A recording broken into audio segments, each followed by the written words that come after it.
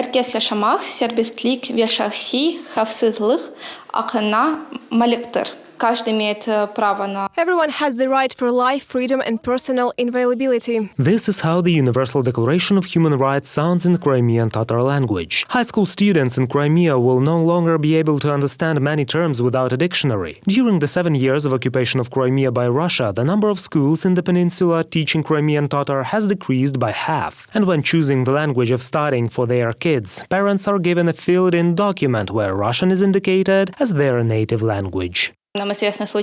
We are aware of cases of administrative pressure when parents are forced to write statements in which they refuse the right of their children to study in their native language, or if parents insist altogether, these lessons are scheduled last at the end of the day. Besides, Russia uses Islam, the Crimean Tatar religion, to create a false image of Muslim extremists.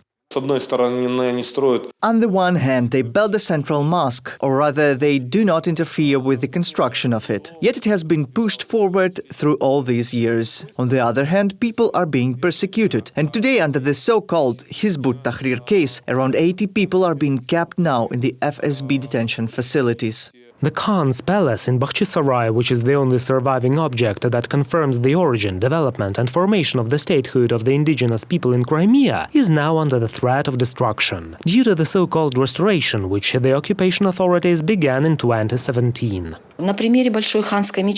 By the example of the Great Han's Mosque, we have already seen how the so-called restorers of the Russian Federation work. We completely lost the authenticity of the Great Han's Mosque through having its roof replaced with new construction technologies using the latest building materials. Same happened to the outside decor and the interior of the mosque. The national identity of the Crimean Tatars is perceived as one of the main threats to Russia's security on the peninsula, experts say. The invaders do not recognize the Crimean Tatars as indigenous people and are trying to substitute it with the concept of the Crimean people or Crimeans. But such an ethnic group does not exist.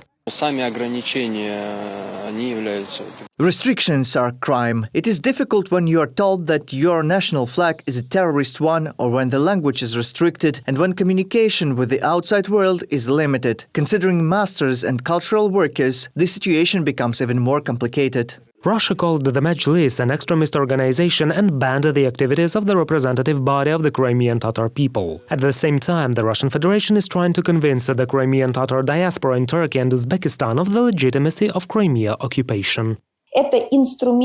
These are the tools that the occupation power of Crimea uses for a broader purpose, to legitimize its presence in Crimea and prove the so-called Russian history of Crimea in the past, present and future. Therefore, it is very important to show that the Crimean Tatars do not and never had any particular cultural heritage, or that it is not so important to preserve it. Experts underline that it is very important that Ukraine, in addition to a competent domestic policy, appeals to international organizations. 2 weeks ago, Kyiv sent a new package of evidence on the destruction of cultural heritage in Crimea by Russia to the International Criminal Court. Reported by Vadim Kramer and Svetlana Sich, UATV News.